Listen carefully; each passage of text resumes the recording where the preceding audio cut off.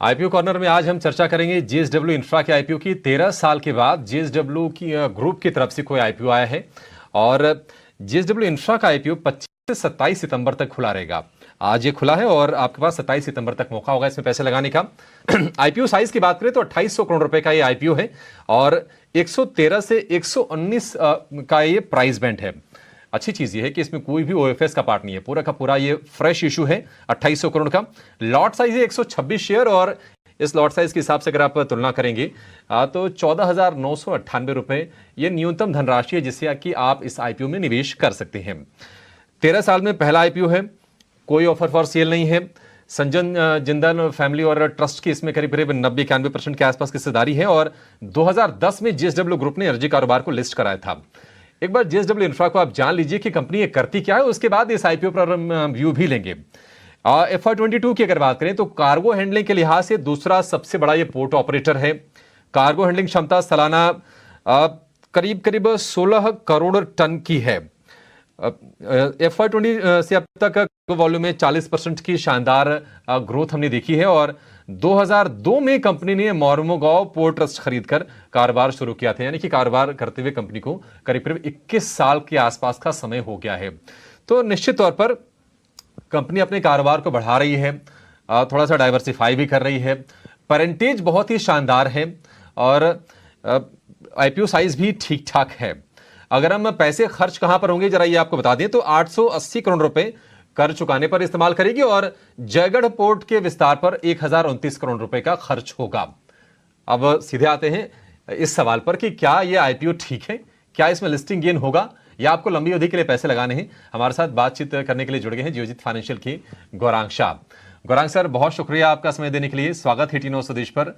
Sir, सबसे पहले आपसे ये जानना चाहेंगे कि देखिए 13 साल के बाद ये आईपीओ आ रहा है जेएसडब्ल्यू ग्रुप की तरफ से, तो कई बार ना अच्छे जो ग्रुप्स होते हैं, बड़े कारोबारी घराने होते हैं, उन पर लोग करीब से नजर रखते हैं, थोड़ा तो उत्साह होता है। क्या आप भी उत्साहित हैं इस आईपीओ को लेकर? बहुत बहुत धन्यवाद अभिषेक, और आप सभी को शुभ प्रभात हमारे तरफ से। तो बिल्कुल सही आपने जानकारी दी है।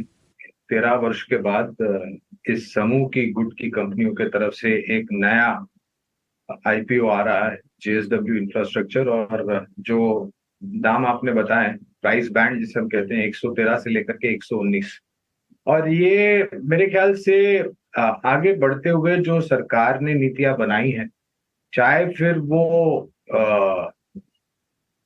भारतमाला परियोजना हो या फिर सागरमाला परियोजना, और जिस प्रकार की हमारे भारत देश में तटीय सीमाएं हैं, यानी कि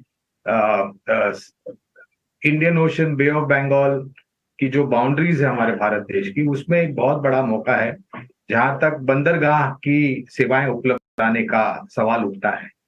और ये company marine time services provide करती है, यानी कि जो समुद्री जहाज चलते हैं, आवागमन होता है बड़े बड़े कंटेनर्स का, 10 फीट से लेकर के 20 फीट का, उसको लॉजिस्टिक्स की जरूरत पड़ती है।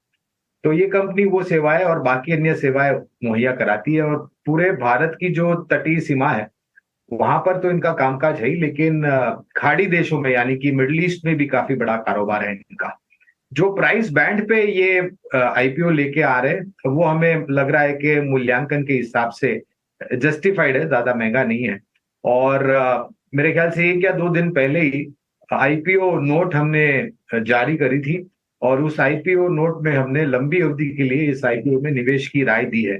मुझे ऐसा लग रहा है अभिषेक के जिस प्रकार से नए बंदरगाह खुल रहे हैं, जिस प्रकार से नए हवाई अड्डे खुल रहे हैं, और सागरमाला परियोजना जो कि मेरे ख्याल से कुछ सालों पहले सरकार ने एक पहल की थी, उसमें भी जमीनी स्तर पर बहुत बड़ा कामकाज हो रहा है। तो इस क्षेत्र से जुड़ी हुई कंपनियां जो बड़ी और सक्षम और मजबूत है और अच्छे कॉर्पोरेट हाउस से आती है, अच्छे घराने से आती है, उनमें आपको बिल्कुल लंबी अवधि के लिए निवेश करने की हमारी राय होगी। ठीक है, तो गौरांग सर ने बताया कि अगर हम वैल्यूएशंस की बात करें तो उस मैट्रिक्स पर भी ये ठीक है, क्योंकि इसके जो डायरेक्ट जो कॉम्पिटिटर है वो है अडानी पोर्ट। और एंटरप्राइज वैल्यू बाय एबिडा अगर हम तुलना करें अगर, तो अडानी पोर्ट 20 के मल्टीपल पर ट्रेड कर रही है। जेएसडब्ल्यू इंफ्रा की बात करें तो 13 है, यानी कि उससे सस्ता है शेयर।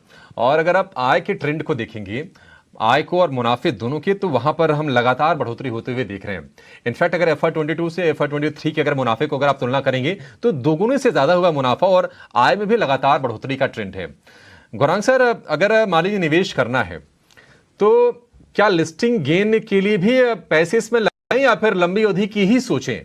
लिस्टिंग गेन आप किस तरह से देख रहे हैं शेयर में? देखिए अभिषेक, समय सीमा और सोच छोटी होगी तो मुनाफा छोटा होगा, और समय सीमा की पाबंदी नहीं है और सोच थोड़ी बहुत बड़ी और लंबी है तो जाहिर है आपको उस प्रकार से मुनाफा होगा। और अभिषेक, हम तो सक्षम नहीं है लिस्टिंग गेन्स के लिए किसी भी प्रकार की राय देने के लिए। हम आकलन बुनियादी तर्क के आधार पर करते हैं। तो हम ये कहेंगे कि बाजार में से पैसे उठा करके लिस्टिंग गेन्स को ध्यान में रखते हुए, बाजार परिस्थिति को ध्यान में रखते हुए बेफिजूल में जोखिम को मोड़ लेना मेरे ख्याल से समझदारी नहीं होगी।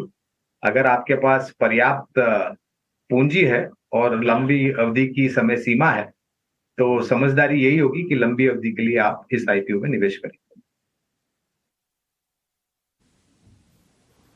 ठीक है, लंबी अवधि के लिए निवेश की सलाह है। एक और सवाल जो लोगों के मन में है गौरांग सर, और हमारी कोशिश ये होती है कि लोगों के मन में जो सवाल हैं वो सारे के सारे डाउट्स हम एक्सपर्ट से क्लियर कर लें। आप जरा बताएं, आपने बताया कि वैल्यूएशन ठीक है, लंबी अवधि के लिए लगाने हैं, और निश्चित तौर पर जिस तरह से देश में इकोनॉमिक एक्टिविटी चल रही है तो ये सारी जो कंपनीज हैं, पोर्ट ऑपरेटर हैं, उनको फायदा तो होता है, तो कारोबार को लेकर कोई शक नहीं है। कोई रिस्क एसोसिएटेड है? अगर हम कंपनी स्पेसिफिक अगर बात करें तो आपको लगता है कि कोई ऐसी चिंता भी है जिसको अपने जहन में रखना चाहिए निवेश करते वक्त?